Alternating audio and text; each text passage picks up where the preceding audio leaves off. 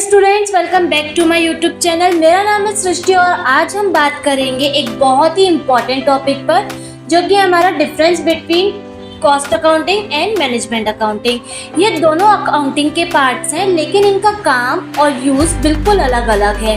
तो चलिए बिना टाइम वेस्ट किए वीडियो को स्टार्ट करते हैं। सबसे पहले हम ये समझ लेते हैं इन ब्रीफ कि मैनेजमेंट अकाउंटिंग और कॉस्ट अकाउंटिंग का क्या मतलब होता है। बेटा, कॉस्ट अकाउंटिंग का मेन फोकस होता है कि एक प्रोडक्ट या सर्विस बनाने में कितना खर्चा आया। इसका यूज़ मेनली मैन्युफैक्चरिंग कंपनीज करती हैं ताकि वो अपने कॉस्ट को कंट्रोल कर सके। वहीं मैनेजमेंट अकाउंटिंग का यूज़ होता है डिसीजन मेकिंग में, कि डिसीजन अच्छे से लिए जा सके कंपनी के लिए। इसमें कॉस्ट के साथ साथ बजटिंग, फोरकास्टिंग और परफॉर्मेंस एनालिसिस भी शामिल होते हैं, यानी कि फाइनेंशियल और नॉन फाइनेंशियल दोनों डाटा इसमें होता है। अब हम देखते हैं इसके डिफरेंस। पहला डिफरेंस है हमारा मीनिंग के बेसिस पे। बेटा, कॉस्ट अकाउंटिंग का मतलब है कॉस्ट डाटा को रिकॉर्ड करना, क्लासिफाई करना और एनालिसिस करना, यानी एक कंपनी किस चीज़ पर कितना खर्चा कर रही है, जैसे रॉ मटेरियल के ऊपर कर रही है, लेबर, मशीनरी, उसका पूरा रिकॉर्ड बनाना, ये होता है कॉस्ट अकाउंटिंग में। वहीं मैनेजमेंट अकाउंटिंग थोड़ा ब्रॉडर कॉन्सेप्ट है। इसमें कॉस्ट के साथ साथ फाइनेंशियल डाटा और नॉन फाइनेंशियल डाटा भी यूज़ किया जाता है। पर्पस होता है मैनेजमेंट अकाउंटिंग का कि मैनेजमेंट को सही डिसीजन लेने में मदद करना। चलो इसको एक एग्जाम्पल के थ्रू समझते हैं। कॉस्ट अकाउंटिंग ये बताएगा कि एक प्रोडक्ट बनाने में 100 रुपये खर्च हुआ, लेकिन मैनेजमेंट अकाउंटिंग ये एनालाइज करेगा कि क्या ये प्रोडक्ट प्रॉफिटेबल है, इसकी और प्रोडक्शन हमें करनी चाहिए या नहीं करनी चाहिए। I hope it's clear. Next है हमारा पर्पस। कॉस्ट अकाउंटिंग का मेन पर्पस है कॉस्ट ऑफ प्रोडक्शन या सर्विस को फाइंड आउट करना, मतलब एक प्रोडक्ट या सर्विस के लिए कंपनी ने कितना खर्चा किया उसका एग्जैक्ट फिगर निकालना। मैनेजमेंट अकाउंटिंग का पर्पस है प्लानिंग, कंट्रोलिंग और डिसीजन मेकिंग में मैनेजर्स की हेल्प करना, यानी मैनेजमेंट अकाउंटिंग से ये पता चलता है मैनेजमेंट को, या फिर ये उनको बताना कि किस डायरेक्शन में बिजनेस को लेके जाना चाहिए, या क्या क्या फ्यूचर प्लान्स बनाने चाहिए और कैसे परफॉर्मेंस को इम्प्रूव किया जा सकता है। ओके, नेक्स्ट है स्कोप के बेसिस पे। कॉस्ट अकाउंटिंग का स्कोप थोड़ा सा नैरो होता है, यानी सिर्फ कॉस्ट रिलेटेड इंफॉर्मेशन तक ही लिमिटेड होता है, लेकिन मैनेजमेंट अकाउंटिंग का स्कोप ब्रॉडर होता है। इसमें कॉस्ट के साथ साथ बजटिंग, फोरकास्टिंग और फाइनेंशियल एनालिसिस भी किया जाता है। एग्जाम्पल के थ्रू अगर समझें इसको, तो अगर एक कंपनी को ये देखना है कि प्रोडक्ट बनाने में कॉस्ट कहाँ ज़्यादा आ रही है, तो वो कॉस्ट अकाउंटिंग का यूज़ करेगा।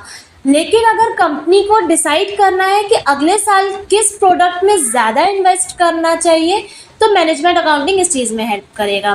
फिर है हमारा डाटा यूज्ड। कॉस्ट अकाउंटिंग सिर्फ कॉस्ट रिलेटेड डाटा का यूज़ करता है, जैसे raw material cost, labour cost etcetera. Management accounting दोनों डाटा यानी फाइनेंशियल और नॉन फाइनेंशियल डाटा का यूज़ करता है, जैसे सेल्स रिपोर्ट हो गया, मार्केट ट्रेंड, कस्टमर फीडबैक और भी बहुत सारी चीज़ें।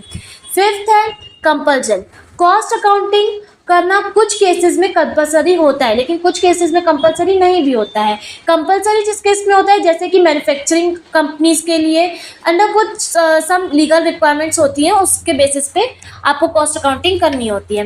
लेकिन मैनेजमेंट अकाउंटिंग कभी भी कंपलसरी नहीं होता, ये मैनेजर्स की नीड के हिसाब से यूज़ होता है। करना है तो करो, नहीं करना है तो मत करो, ऐसा। सिक्स्थ है हमारा फोकस एरिया। कॉस्ट अकाउंटिंग का मेन फोकस होता है कॉस्ट कंट्रोल और कॉस्ट रिडक्शन करना, बट मैनेजमेंट अकाउंटिंग का मेन फोकस होता है डिसीजन मेकिंग और बिजनेस एफिशिएंसी को इम्प्रूव करना। सेवेंथ है रिपोर्ट्स टूल, यानी कि कॉस्ट अकाउंटिंग में रिपोर्ट्स बनाई जाती है मेनली इंटरनल यूज़ के लिए, जैसे कॉस्ट अकाउंटेंट हो गया, प्रोडक्शन मैनेजर्स हो गए, या डिपार्टमेंट हेड्स के लिए। उनको ये रिपोर्ट चाहिए होती है ताकि वो प्रोडक्शन कॉस्ट को मॉनिटर कर सके और इम्प्रूव कर सके। बट मैनेजमेंट अकाउंटिंग के रिपोर्ट्स बनकर जाती हैं टॉप लेवल मैनेजमेंट के पास, जैसे बिजनेस के ओनर्स हो गए, बोर्ड ऑफ डायरेक्टर हो गए और सीनियर डिसीजन मेकर्स। ये रिपोर्ट्स जो होती है वो स्ट्रेटेजिक होती हैं, जो बताती हैं कि बिजनेस किस डायरेक्शन में जा रहा है और क्या डिसीजन लेना चाहिए।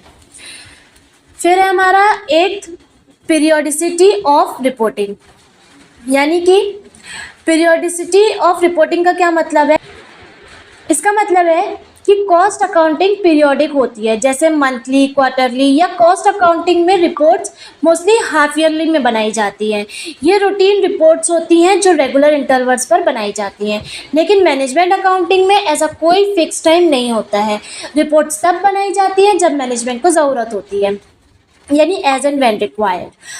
अगर किसी प्रोजेक्ट या डिसीजन के लिए कोई रिपोर्ट्स चाहिए होती है तो उसे उसी वक्त बना लिया जाता है। सेकेंड लास्ट है हमारा टूल्स यूज्ड।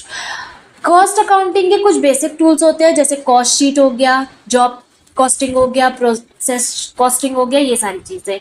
लेकिन मैनेजमेंट अकाउंटिंग में ये टूल्स थोड़े से एडवांस होते हैं, जैसे बजटिंग हो गया, रेशियो एनालिसिस हो गया, फोरकास्टिंग हो गई, कैश फ्लो एनालिसिस हो गई, ये सारी चीज़ें। ये सब मैनेजमेंट को स्ट्रेटेजिक डिसीजन लेने में हेल्प करते हैं।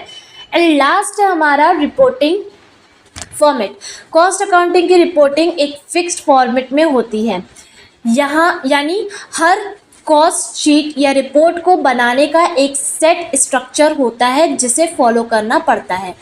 बट मैनेजमेंट अकाउंटिंग में कोई स्पेसिफिक फॉर्मेट नहीं होता है, ये फ्लेक्सिबल होती है। मैनेजमेंट की नीड के हिसाब से रिपोर्ट्स बनाई जा सकती हैं। सो स्टूडेंट्स, इन शॉर्ट बोलूँ तो कॉस्ट अकाउंटिंग एक टूल है जो कॉस्ट को मैनेज करने के लिए यूज़ होता है, जबकि मैनेजमेंट अकाउंटिंग एक स्ट्रेटजी है जो बिजनेस डिसीजन को बेटर बनाने के लिए यूज़ होती है। आपको दोनों टॉपिक की समझ होना बहुत ज़रूरी है, स्पेशली अगर आप कॉमर्स फील्ड से हो तो। Okay, that's it for today. अगर आपको ये वीडियो पसंद आई हो तो लाइक करें, शेयर करें, चैनल को सब्सक्राइब करें। अगर आपको किसी और टॉपिक पर वीडियो चाहिए हो तो कमेंट करके ज़रूर बताइएगा। मिलते हैं नेक्स्ट वीडियो में एक नए टॉपिक के साथ।